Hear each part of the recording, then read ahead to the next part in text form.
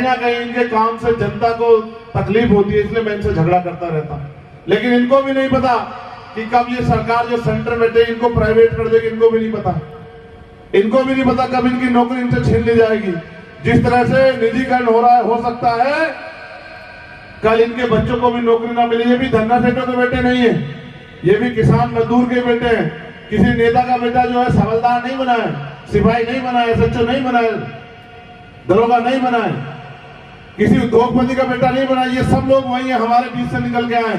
लेकिन मैं आपसे कह रहा हूं, इस देश को बचाने का समय आ गया। लेकिन बचेगा तब जब आप अपनी वोट का सही प्रयोग करोगे। आपने पिछली सरकारें भी देखी, उन्होंने भी आपके साथ धोखे के अलावा कुछ नहीं किया। और जो आज की सरकार है वो भी धोखा कर रही है। आप इनको बदलने के चक्कर में मत पड़ो, आप अपनी ताकत बनाओ।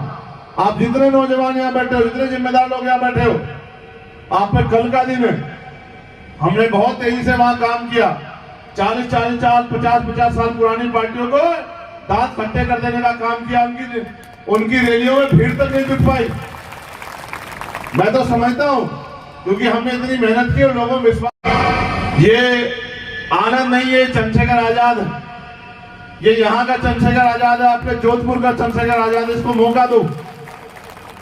आप इसको अगर आनंद समझ के चुनाव लड़ाओगे तो बात नहीं बनेगी। आप इसको समझो कि आप खुद आनंद हो और अपने जीवन को आनंदमय करने के लिए अपनी वोट का इस्तेमाल करो और अपने फोन का प्रयोग करो। अपनी रिश्तेदारियों में साथियों को फोन करो, गांव में जाओ, दूसरे लोगों से जिनको वोट देके सरपंच बनाते आए, जिला परिषद का मेंबर बनाते हैं, उनसे भी कहो कि अगर आप भविष्य में हमारी वोट चाहिए तो फिर हमें वोट देना सीखो। और वो तभी होगा जब आप अपने मन में निष्ठा पैदा करोगे कि आनंद चुनाव नहीं लड़ रहे, आप चुनाव लड़ रहे हैं। इसलिए मैं आपसे अपील करने के लिए आया हूं। मुझे बहुत जानकारी नहीं कि आनंद ने चुनावी मेहनत कितनी कैसी की इस क्षेत्र में, मगर मुझे पता है कि आनंद ने हमेशा जब भी किसी पे जुल्म हुआ यहाँ शेर की तरह दहाड़ लगाने का काम किया, उनकी आवाज उठाने का काम किया। मैं जानता हूँ भीम आर्मी के लोग मैंने भरा। हमारे बहुत ही सीनियर लीडर यहाँ मंच पर बैठे हैं, भाई जितेंद्र अटवाल जी, अमरचंद हरसोलिया जी, भाई प्रेम जी, भाई मुकेश जी, भाई गोवर्धन जी, भाई अनिल जी, भाई सतपाल जी, बहुत ही सीनियर लीडर हमारे यहाँ बैठे हैं। और मैं जानता हूं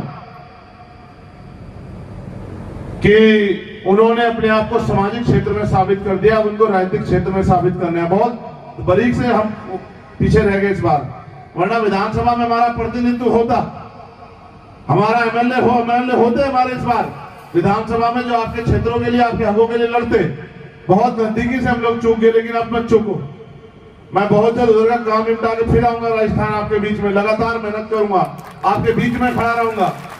और आपके सुख दुख में मैंने भी 3 महीने आपसे इसलिए दूरी बना कर रखी कि कहीं ना कहीं आपने मेरे हिस्सेदारी में कटौती की। आपने जो वोट मुझे मिलना चाहिए था, आजाद समाज पार्टी के गठबंधन को मिलना चाहिए था, मुझे ना देके आपने दूसरे लोगों को दे दिया।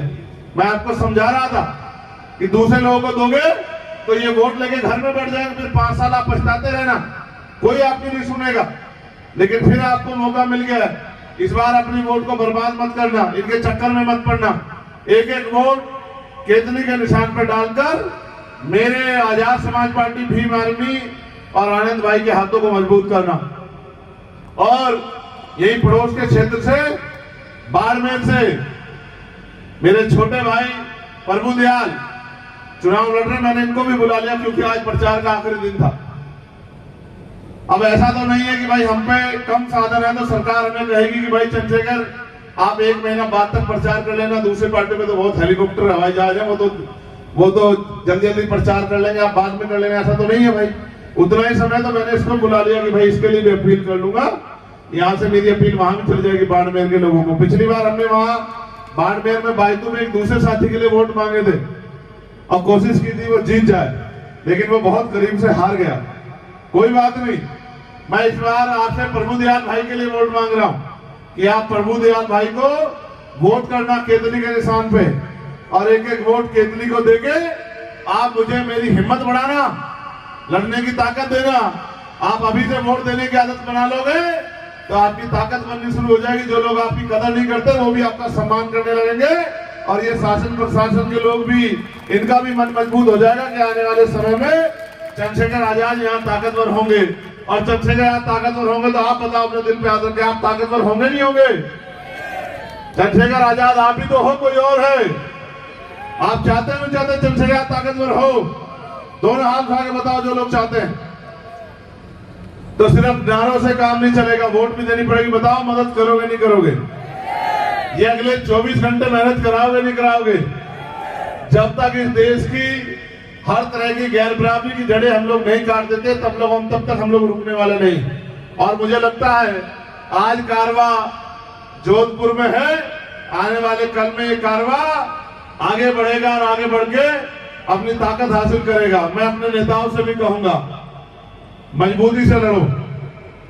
हम तो उन महापुरुषों के बच्चे हैं जिन्होंने बंजर भूमि में फसल उगाई। ये तो फिर भी संघर्ष की भूमि है जोधपुर। बड़े बड़े आंदोलन यहाँ हुए, पाली का आंदोलन यहाँ हुआ, जालौर का आंदोलन यहाँ हुआ, और एक एक आंदोलन ऐसा था जिसने मेरी बहुत हिम्मत बढ़ाई। बस वोट से भी हिम्मत बढ़ाओ। अब अपने घर पे जब लौटो तो अपने गांव में जाके लोगों से अपील करो, प्रभु दयाल को वोट करे, और केतली आपका निशान है, इस केतली को वोट करके ताकत दे और आपकी लड़ाई लड़ने का, आपकी सेवा करने का मौका आजाद समाज पार्टी को दें। मेरा विश्वास है कि पिछली बार की तरह इस बार आप मुझे निराश नहीं करोगे। बताओ निराश तो नहीं करोगे? दोनों हाथ उठा के बताओ निराश तो नहीं करोगे? बताओ मेहनत करोगे नहीं करोगे? यहां से जाके आनंद वोट मांगे या आप लोग वोट मांगे? बताओ। ऐसा हुआ कि इस चुनाव में मुझे ज्यादा मेहनत करने की वजह से मेरा गला मेरा साथ ज्यादा नहीं दे रहा, धीरे धीरे ठीक हो रहा है। अभी आने वाले कुछ दिनों में ठीक हो जाएगा, तो इसलिए मैं ज्यादा जोर नहीं लगा रहा। लेकिन मैं जोर गले से नहीं लगाना चाहता, मैं कलम की ताकत से जोर लगाना चाहता हूं। बस वो कलम की ताकत आप हमें दे दो, फिर देखना आप, फिर आप चैन से पढ़ के घर में सोना। आपकी लड़ाई लड़ने का हम लोग पार्लियामेंट और असेंबली में करेंगे। वो दिन भी दूर नहीं है कि ये गुलामी की बेड़ियां कटेंगी, वो दिन भी दूर नहीं है। अब तो हमारा कैडर तैयार हो रहा है, एक एक नौजवान इस तरह से संघर्ष की लड़ाई को